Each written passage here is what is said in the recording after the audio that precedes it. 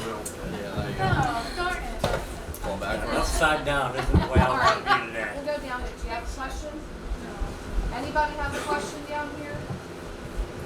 Come on. Al, I think, has one. Go for it, Al.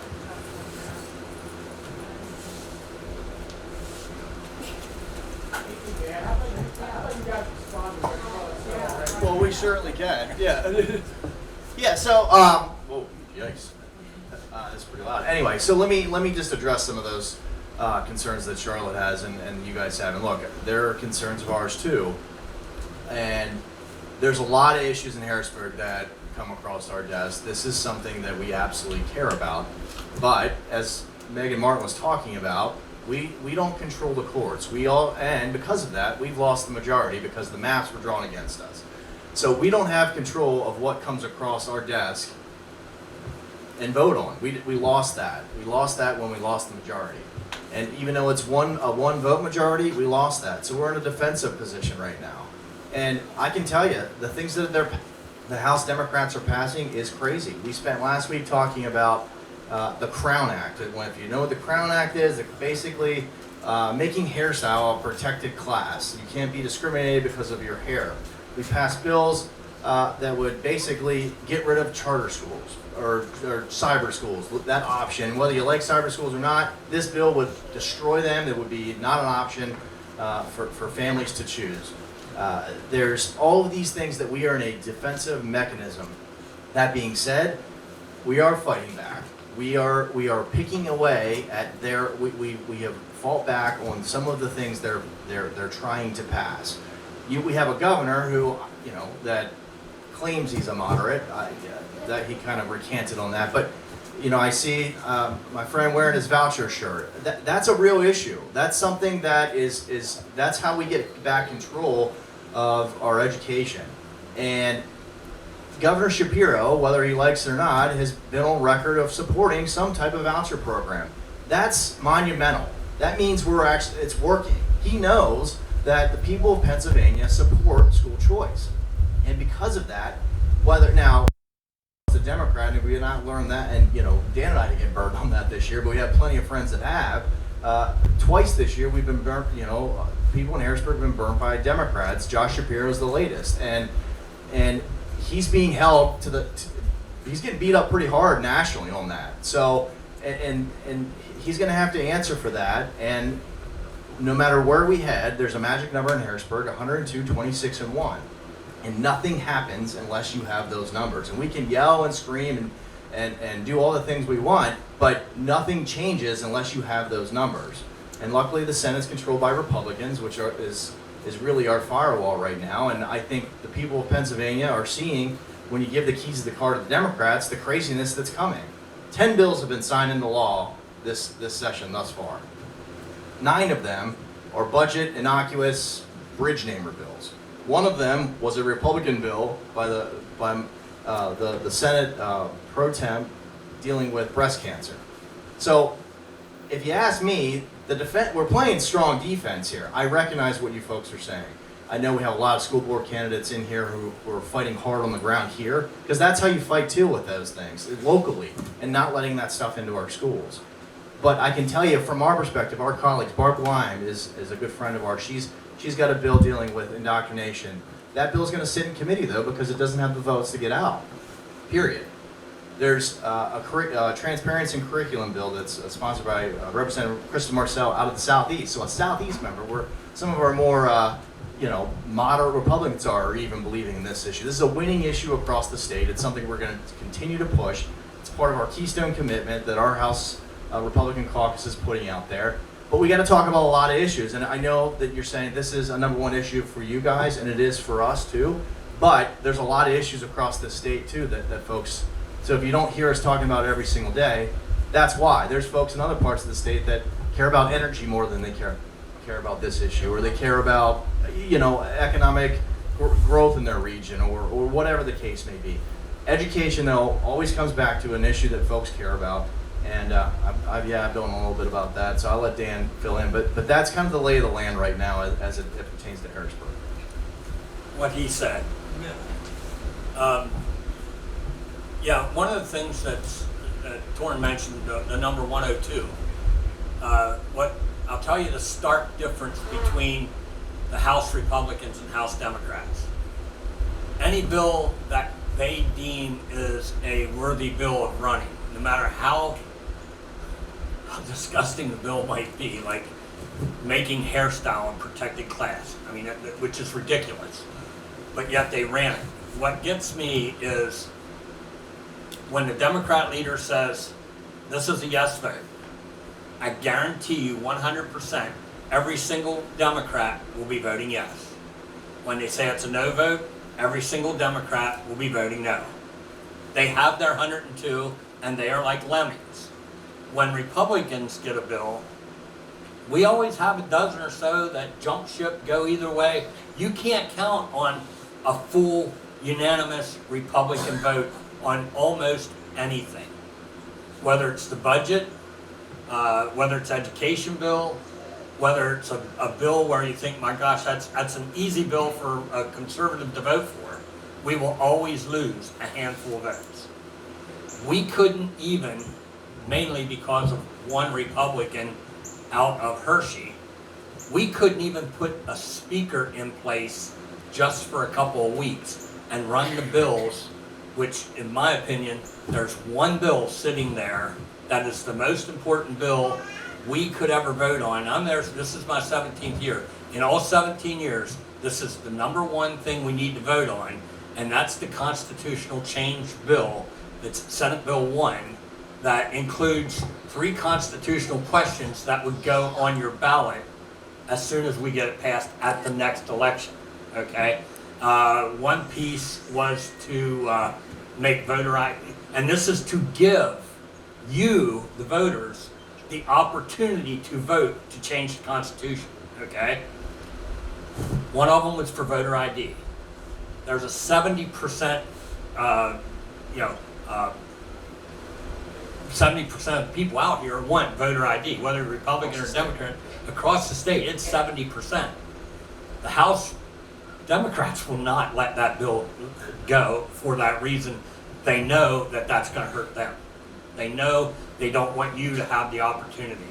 Another piece was to open up a 2-year window for those who have been molested or abused as a child some time ago, 25, 30 years ago. I don't know what the actual, I can't remember. It's a 2-year. But it was a 2-year donut hole, open window where you could go back and sue, okay, for your damages as a child. Can you imagine what that will do to school systems? The liability it puts on our schools?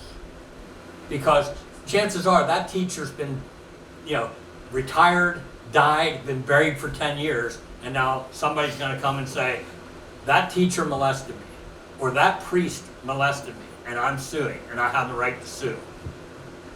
It's not a good piece of this puzzle, but it's something that was part of SB 1.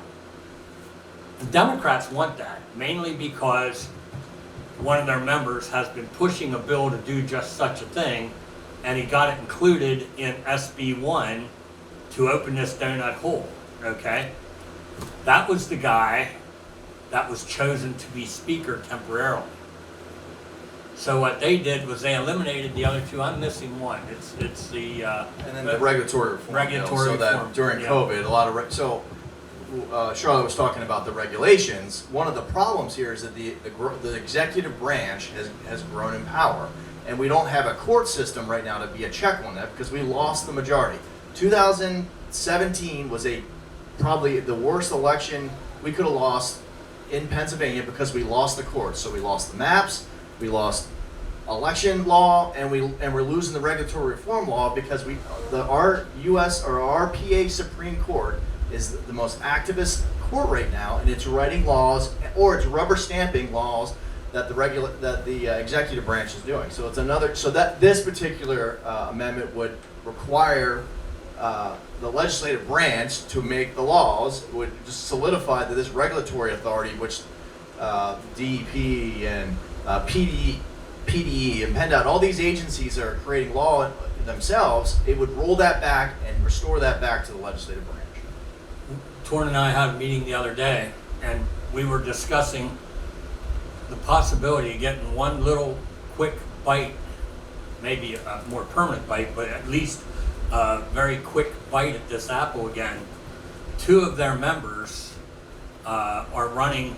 One's running for Allegheny County executive, and the other's running for district justice seat, and they will both win. Yeah. So what that's going to do is take their number temporarily from 102 down to 100. We're at 101. That, for a brief period, will put us in the majority by one vote. Okay? Now, we fully expect that as soon as these two, and they have to resign from the House, the day that they resign from the House, the current speaker will put us in recess until after the special elections. Well, if we're in a majority, and my theory is we go to the chief clerk and we demand that the chief clerk call us into session, we have a caucus and put a speaker up of our own since we are temporarily in the majority. And at that point, we can call session back in and vote these bills, that SB1, and we'll break it apart and we'll take out that 2-year window, that donut hole, and we'll take that out and just vote the regulatory reform and the voter ID as constitutional changes. That's the plan I'd like to go with. Whether we can bring that to fruition or not, I don't know, but it is absolutely worth trying. The chief clerk kind of doesn't have the ability to say no, because that's exactly what our current speaker did when they went in the majority. Before we were even back in session, she got herself sworn in, which you can do that, went to the chief clerk and said, the Democrats are officially in the majority, therefore I'm declaring myself speaker. They took the speakership and we never had a shot at it from that moment on, except for that one day. And we had, I have to say his name, Representative Mahaffey from Hershey. I have no problem telling you that. He refused to vote for the speaker we wanted to put up. So we wound up having a Democrat speaker, and it hasn't changed back yet. So we have one little bite at this apple for sure, the way we're seeing it. And if we can win one of those two seats, we're now back in the majority, but only by one. And it's going to be extremely difficult to pass legislation that's meaningful at all, because we have quite a few rogue Republicans, and I will say Republicans that sit in districts where a Democrat could easily win. Very purple district, or even a light blue district, and yet we have a Republican there. When the maps got redrawn this last time, and I'm sure you guys have heard this before, but they literally had 14, I think it was 14 Republicans that actually had to run against each other. At one point, they had Torren and I running against each other. We both live on the east side of the county, but he represents the north, I represent the south. Well, they drew the line vertically, so now it's east and west. So we'd have been running against each other. I told him I'd kick his butt, but I'd have retired is what I'd have done. But in any event, we were lucky to get that change back, but 14 others weren't. So what did that do? That created 7 open seats automatically. 7 seats that they turned into light blue or even dark blue seats. That's how we lost the majority. So it's going to be tough and it's going to be tight, but all it takes is one of these to put us back in majority. But trying to hold all those Republicans together, the ones that sit in those could go either way seats, that's going to be challenging. And just one more quick thing on the importance of these judge races, and you guys know this, and Megan Martin said it. She said, if we don't win the Supreme Court this time, we don't get to draw the maps next time, because that's the tiebreaker. Is the Supreme Court. There's 5 people involved, each House Republicans, House Democrats, Senate Republicans, Senate Democrats, and the tiebreaker in drawing the maps is the Supreme Court. So the Supreme Court drew the maps again. So if we don't control the Supreme Court, we don't draw the maps. Period. Isn't it I don't think it's on the Supreme Court to draw the map. It's Is that not. correct? Well, Well, it is in the way that our state constitution set up to draw our legislative map. Our legislative is that it's a 5-person panel, and the 4 caucuses can decide on that 5th person. They never do because they can never agree because they each get an equal vote. So then the Supreme Court gets to pick the 5th person. That's how it's set up.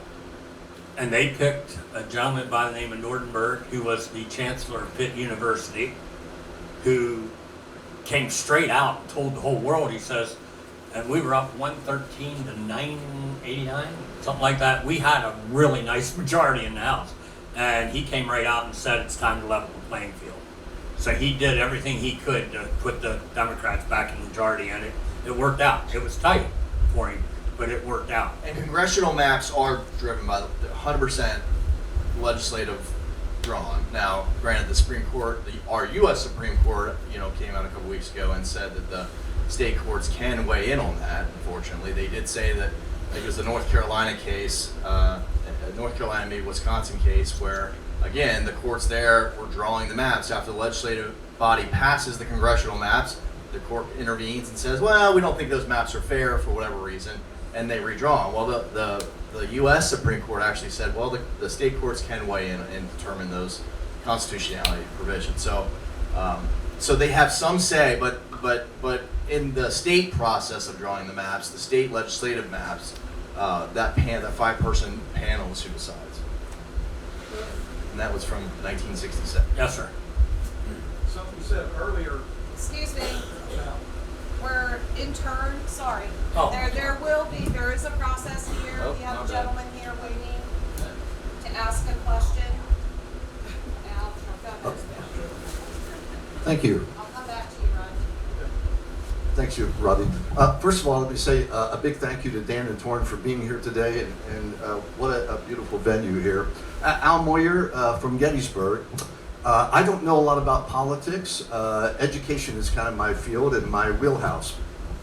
Let me just say this also. Dan and I graduated high school together. We went to elementary together. He was involved in student government then. He's always had a service attitude, and I think we're very, very fortunate to have people like Dan and Torren in the State House representing us. But I will say Thank this. It doesn't happen often, but every now and then a Democrat has a good idea.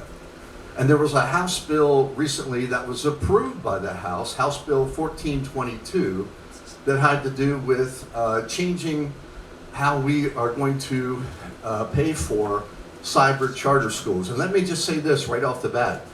Even though I'm a school board member at Gettysburg, I am not against school choice. I think school choice is a healthy thing. I am against being overcharged for services. A couple of years ago, because of my background of over 40 years in education, I was asked by the Pennsylvania School Board Association to co-chair a statewide committee that would make some resolutions and suggestions on how we can improve and partner with cyber and even the actual buildings that are there, physical buildings, in addition to the cyber charters. And I thought we came up with some really good suggestions. And this was a bipartisan group. This was, and unfortunately, politics have really come into education, unfortunately. I don't think it has a lot of role there, but unfortunately, that's where we're at today. But long story short, we came up with some resolutions. I do believe in the House Bill 1422, those enumerated items that were in there that would really reduce the overcharging that we're having in the public school system. In Gettysburg School District, a medium-sized school district, we are paying over $4 million to cyber charters, to the charter schools. They are using that money to advertise. They're using that money to give Target gift cards to families and kids and so on. In the public school, we don't do that. We also we are highly regulated in the public school. The cyber charter schools have really relaxed certification requirements. I could go on and on and on, and I apologize. I've gone on too long. 20. Sorry. No, actually, we were joking. Let me have the mic. We were joking about people going over their times, and we were thinking of fining $20 per minute is a donation to the ACRC. So keep going. Okay. Now I lost my train of thought. But we're, I know you all care deeply about property taxes and so on. And I just think the wasteful spending that's going out the doors from our public schools to in my opinion, an inferior education which is virtual. I've taught totally virtual. I've taught hybrid. I've taught face-to-face. I'm going to go ahead and say it. I do believe the face-to-face delivery, there's no substitute for that for the vast majority of our kids in Pennsylvania. I truly believe in that, and I've experienced it. So I was disappointed that the two of you voted no on House Bill 1422. 20 of your Republican colleagues supported that. And I realized, I think because Republicans think for themselves and they're not sheep going to slaughter, they don't all go party line. I think that's that's probably pretty healthy overall. And again, I'm not going to go any further into the weeds, but I would just, if you would be so kind to share a little bit of your thinking of why you had trouble supporting that bill, that would really help out Gettysburg, all of Adams County, and in my opinion, the whole state of Pennsylvania in regards to the overcharging and frankly, the screwing that we're getting from cyber charter schools.